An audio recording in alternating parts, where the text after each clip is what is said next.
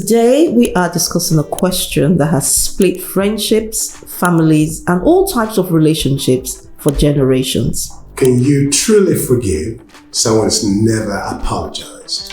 Some people say you should be able to forgive every time. Other people believe you can only forgive people who ask for forgiveness. What do you think? Well, stick with us on this episode of Relationship Real Talk. We're going to be talking all things relationship, always keeping it real.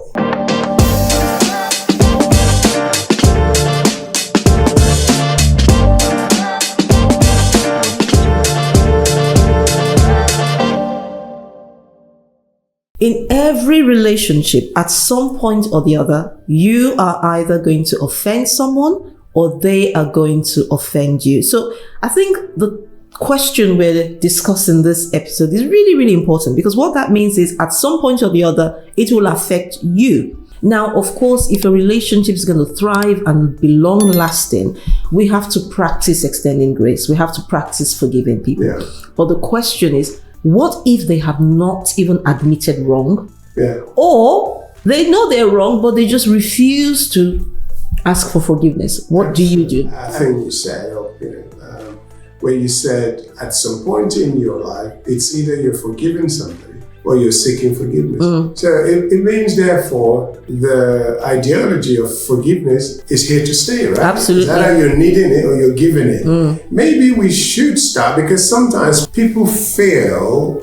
Some people don't fully understand what forgiveness entails. Right. They overthink it because they think forgiveness, for example, would mean that you forget about the event and so on and so forth.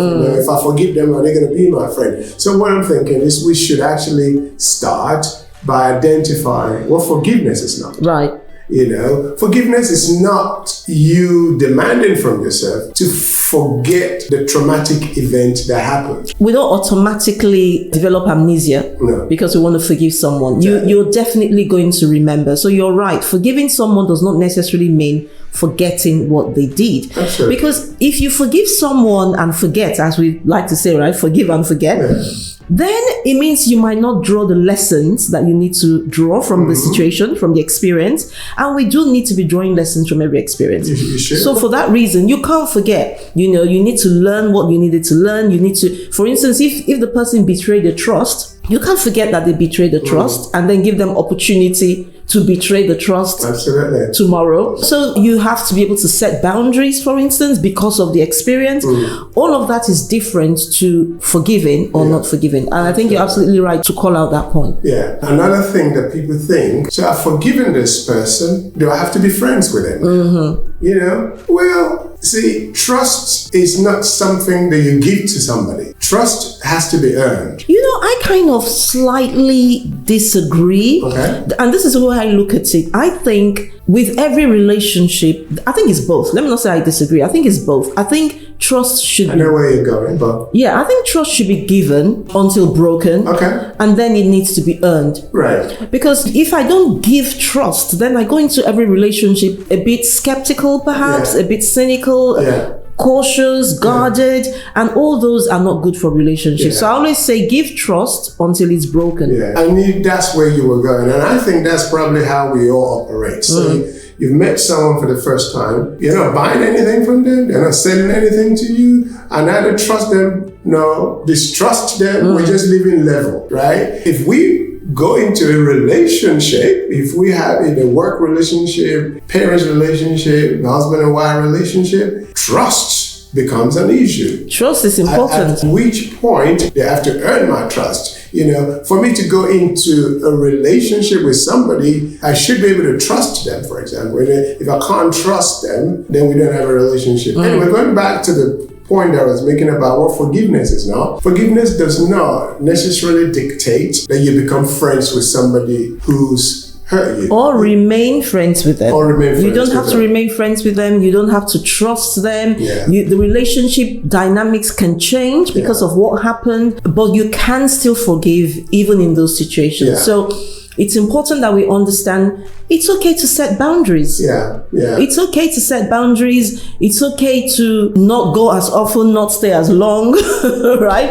It's okay to have all those things in place, but forgiveness is a slightly different matter. Yeah. So with that said, let's go back to forgiveness. Yeah. So the question is, do you forgive someone even if they haven't apologized? So what if they die before they ask for forgiveness? Right? What do? Are you going to hold a grudge against a dead person? Right. So that's one way to look at it. Some people will. Well, maybe, but what's the point? And it takes you to the question, who is forgiveness really for? Yeah. Is it for you or is it for the other person? Think about when you're holding a grudge, because when you're talking about forgiving someone, if you're not forgiving them, it means you're holding a grudge.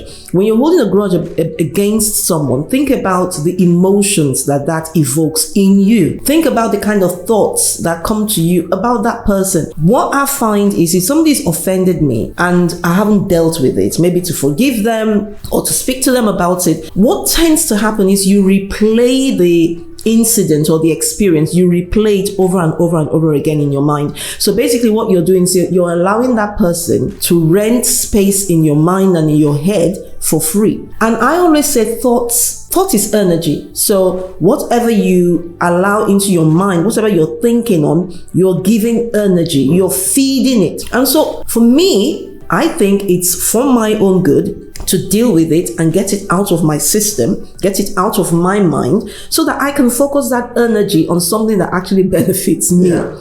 That's one way I look at it. Yeah. You were saying at some point, holding on negative feeling, harmful feeling, because they hurt you. There's some hurt involved in the experience.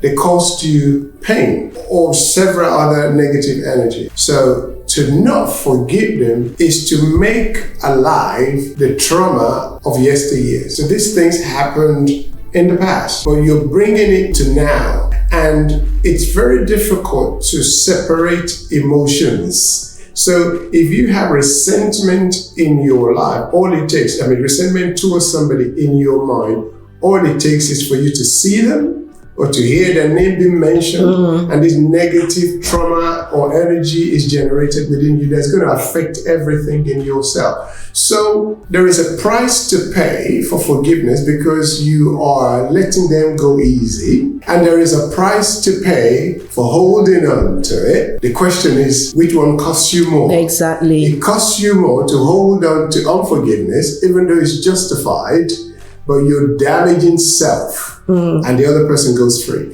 Absolutely. I think something that may cause them not to want to forgive is this belief that forgiving the other person is endorsing what they did. Yeah. By forgiving them, you're saying it's okay. No, you're not. You're not saying what they did is okay. You're just saying you were wrong.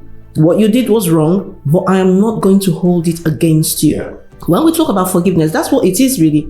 I'm saying I'm not going to hold it against you. You did something wrong.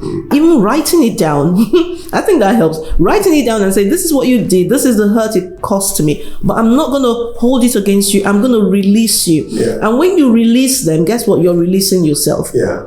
That's the point. I think that's the main thing we need to remember, that when I'm giving this person, we call it a gift of forgiveness. Yeah. But it's actually a gift you're giving to yourself. Yeah. Because you free yourself from the mental torture that remembering that incident brings back every time you remember. Yeah. It's a combination of two things. Forgive. It means if they ask for forgiveness, they've done a noble thing. But if you have to wait for them to ask, you might be waiting for too long. You might be waiting for too long. That's interesting. The forgive. I don't know if that was the point you were making, but it just occurred to me that forgive, meaning you're giving beforehand. Exactly. So you're giving ahead of it being asked. And even deserved. Yeah. We've all been hurt. It's easier said than done. But once you understand the dynamics of it, the technology of it, the effect on self, I guess it comes with maturity and wisdom, right? That you realize if I hold on to this, it's justified, it's deserved, but at what cost? At what cost? So you give it away. Man of faith, as we know with Christians, God necessarily didn't wait for us to ask for forgiveness before he got his son Jesus Christ to die for us at the cross of Calvary. So the Bible says, God so loved the world. He waited for them to ask. No, he didn't say that. He said, God so loved the world, he gave. So, people are going to hurt you. People are going to, offend you. People are going to be rude around you. Make it daily, a live obligation, to just give it away. Of course, it doesn't mean that you allow them back into your life or you give them the opportunity to repeat those trauma again, but just let it go. I think a lot of people understand the importance and the benefits of forgiving. But what the angle we really wanted to focus on today was when the person has not asked for forgiveness. Yeah. If somebody's asking for forgiveness, it's easier to forgive them. Why? Because it shows they've acknowledged they're wrong. There's even opportunity maybe for them to repent and do things differently.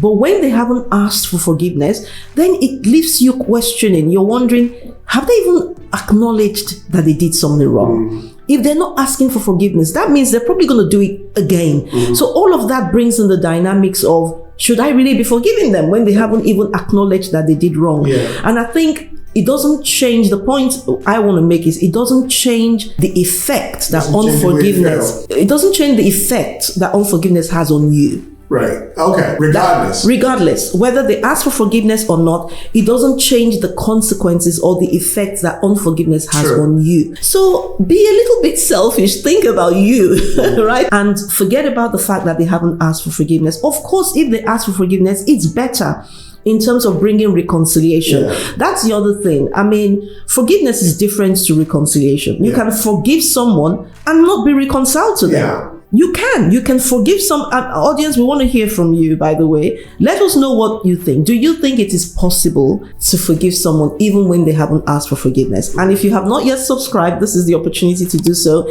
Hit the subscribe button. We want to get to 4,000, so help us get there. And of course, like and share the video. But let us know what you think. Do you think it is possible? Have you experienced it where somebody did something so terrible to you that you just felt like, I cannot forgive this one? It's beyond forgiveness. Let us know. And I think, so having made the point, the effect of unforgiveness on self, right? I've learned this over the years, right? That holding on to resentment, holding on to anger damages me than it damages the other person. I understand that it may damage our relationship, but I don't want it to damage our relationship and also damage me. I would rather it damages our relationship, but I let it go, right? Let me just interrupt you for a moment. Somebody said holding on to unforgiveness is drinking poison. It's like drinking poison. It's like drinking poison and expecting the other person to die. Exactly. Because if you think about it, there's bitterness in you. It's like eat you out. It's bitter. It's in you. So it's not separate from you. You might think it's justified. You might think it's deserved, but that bitterness is in you. And whatever is in you will eventually spill out of you, and it will affect every other area of your life. So that is another reason why we have to discipline ourselves to forgive. And something else that I was going to make to kind of educate us on why it is important to forgive people. Trust me when I say this. Some people don't even know when they're hurting you. They don't even know when they're being rude. They don't even know when they're breaking trust, because most people that you see around you are to different levels carrying baggages, damaged, right? Hurting in themselves. And therefore, it's not difficult for them to hurt you. It's not difficult for them to hurt you and not apologize. So wisdom demands that when people hurt you and it's going to do all these damages that we've talked about, try and go back into yourself. What if they are damaged? What if they are hurting? What if they can't help themselves? So I say to myself, this person is the way they are. I'm just going to let them be and let me be me and forgive them and let them go. I'll release them onto what? What's the... One of my mentors says, release them to their highest good and you to yours. Exactly. Release yourself to your highest good as well. And apart from the fact that people are hurt, people are broken, and that spills over, some people, their level of awareness might not even be as high as yours. So they might just not have that awareness to even sit and appreciate what they've done. And so when you're operating on a higher level of awareness, you bring yourself to their level and start to act with them or act towards them on their level, you see that you bring yourself down. So there are just so many ways to look at it, to just free yourself is what I would say. Yeah. Free yourself. But I just want to speak to you. If you're watching this episode and maybe you're the one that has hurt somebody and you know that you have hurt somebody, you know you have offended someone, and you're making all these excuses for yourself as to why you should not apologize, I would encourage you to just have a little bit of a rethink. I know that we can be quite righteous in our own eyes. Sometimes we can assess the situation. We all. We can assess the situation and we can think we're right. But the fact that you think you're right does not necessarily mean you're right. So reassessing the situation and try and be objective about it. If I was treated the way I treated that person, would I be happy? Forget about whether you think that person deserved it or not, because there's a way we show grace to ourselves and others we want justice. So you look at what you have done and ask yourself, if I was treated in that way, would I like it? And if the answer is no, then swallow your pride. Very often it's pride that stops people from apologizing. Absolutely. Swallow your pride and go say you're sorry. Yes, we're saying you need to forgive even when the person hasn't asked for forgiveness. But if we're all going to be honest, it's easier to forgive when somebody has asked for forgiveness. So make it easy for that person and go and apologize and say you're sorry. Yeah. As we're beginning to round up, just think about the benefits of forgiveness. Of course, holding on to, some people will say, I actually enjoy holding on to it. But holding on to resentment is holding on to bitterness. Holding on to bitterness is going to have effect on your psychology and your mental well-being. And as a man thinks, so is he. They've hurt you once. Why would they allow the memory of the first damage to create another damage? It's not worth the price. Just let it go. Let it go, let it go, let it go is what we say. So don't forget to subscribe, don't forget to like, don't forget to share the video. But something we decided we would introduce in every episode is Ask Julius and Mary anything. This is your opportunity to throw any question you like at us. Sometimes we have live shows and we invite questions, which is fantastic, but we thought, why not incorporate it into every episode?